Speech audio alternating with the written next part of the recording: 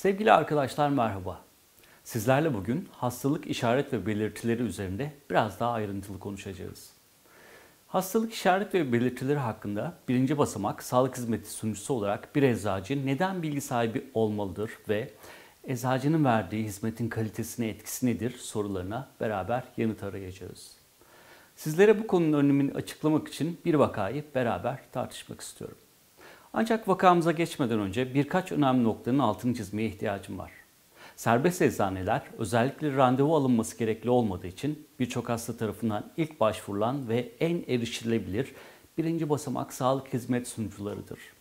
Dolayısıyla eczacılar hastanın yakınmaları veya sağlık durumunun değerlendirilmesinde, ona hastalığı veya kullandığı ilaçla ilgili bilginin sağlanmasında ve gereken tavsiyelerde bulunulmasında oldukça merkezi bir role sahiptir. Eczacılık tüm dünyada hasta merkezli bir meslek yoluna doğru hızla evrilmekte. Bu nedenle kendisine başvuran bir hastayı değerlendirmek bir eczacının günlük rutininde kullanacağı en önemli becerilerden biri haline gelmiştir. Ancak bir hastanın işaret ve belirtilerinin doğru bir şekilde değerlendirilmesi çoğu eczacı için sataşmacı bir durum, ciddi bir zorluk oluşturur. Bunun çeşitli nedenleri var. Öncelikli olarak eczacılık eğitiminde bu konulara ayrılan zaman oldukça sınırlı. Dolayısıyla bu konudaki bilgilerimiz de oldukça sınırlı. Diğer taraftan pratikte birçok hasta sıkıntılarını eczacılarıyla paylaşmakta ve bizler bu sınırlı bilgiyle onlara yardımcı olmaya çalışmaktayız. Yani bu konu bize eczacıların kendini yetiştirmesi ve geliştirmesi gerekli bir alan olarak karşımıza çıkmakta. Bu ön bilgilendirmeden sonra şimdi vakamıza gelebiliriz. Aslında oldukça basit bir vaka ama benim çok sevdiğim ve oldukça öğretici olduğunu düşündüğüm bir vaka. Vakamız şöyle. Bir hasta öksürük kesici yani antitüsif bir ilaç talebiyle eczanenize geliyor. Siz sorduğunuz sorularla hastanın halen lisinopril kullandığını ve kalp yetmezliği hastası olduğunu öğreniyorsunuz.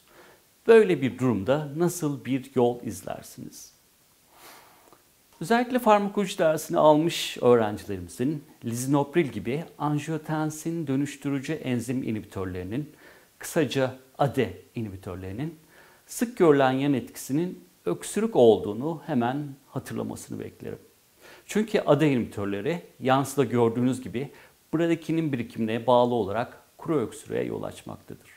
Dolayısıyla hastanın öksürük şikayetinin ilaç ile ilgili olduğunu hemen düşünebilirsiniz. Ancak sizi tam da bu noktada uyarmak isterim.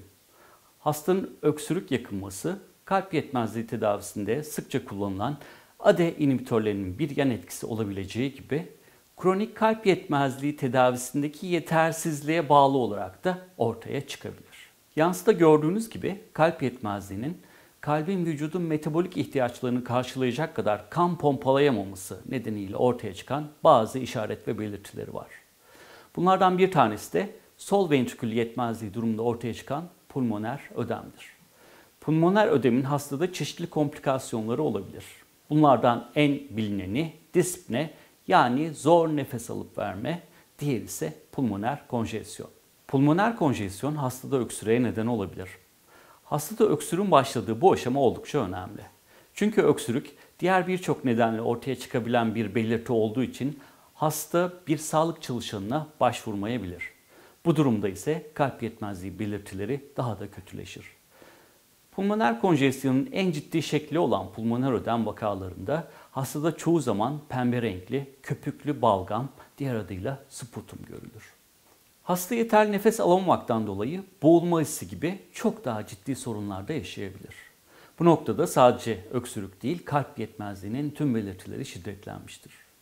Tüm bu bilgilerden sonra ADE inhibitörü ile ortaya çıkan öksürüğü, pulmoner konjesyondan kaynaklanan öksürükten ayırmanın çok da kolay olmadığı ortaya çıkmaktadır. Ancak kabaca eğer hastada balgamlı bir öksürük varsa bu pulmoner konjesyona işaret ederken kuru kesik öksürük etiyolojinin yani hastadaki problemin nedeninin ilaç kaynaklı olduğuna işaret edebilir. Sonuç olarak bence bu vaka biz eczacıların sadece ilaç odaklı değil, hasta odaklı olması gerektiğinin önemini güzel bir şekilde ortaya koyuyor.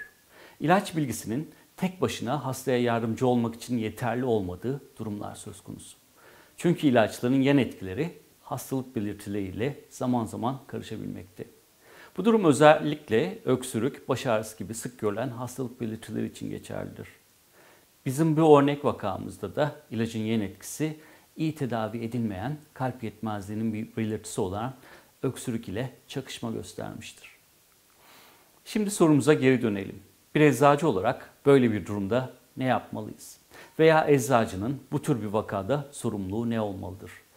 Dilerseniz bu sorunun cevabını bir sonraki videomuza bırakalım. Peki bu sorunun cevabını neden şimdi tartışmıyoruz? Sevgili öğrenciler, yapılan araştırmalar bir soruyu cevaplamak için kendiniz çaba harcarsanız daha iyi öğrendiğinizi gösteriyor. Eğer bu tür vakalardaki soruları siz cevaplamaya çalışırsanız kendi kendine öğrenme yeteneğinize, eleştirel düşünme kabiliyetinizi, bir problemi ortaya koyma ve karar verme yeteneklerinizi de geliştirebilirsiniz. Odağınızın soruya bilimsel veya doğru cevap vermek değil, hastanın ilaçla ilgili problemini çözmek olmasını öneriyorum. Bunun şimdiye kadar alışkın olduğunuzdan daha farklı bir yaklaşım olduğunu biliyorum. Ve aklınızda tutmanız için bir önemli bilgi daha veriyorum. Vakalarda birden fazla doğru cevap veya yaklaşım söz konusu olabilir. Önümüzdeki hafta bu hasta için olasılıkları sizlerle tartışırken beni daha iyi anlayacağınızı düşünüyorum.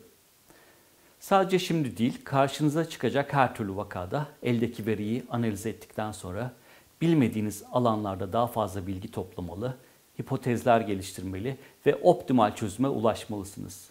Ve bu verdiğiniz kararın sonuçlarını yeniden değerlendirmelisiniz. Aslında önemli ve çaba isteyen bir süreç. Bir o kadar da öğretici. Ve sizi gerçek hayata hazırlayan doğru yaklaşım da bu aslında. Tüm bu açıklamalardan sonra şimdi üzerinde düşünmek için bir haftanız var. Biraz önce bahsettiğim vakada eczacı siz olsaydınız ne yapardınız? Sizlere güzel bir gün diliyorum.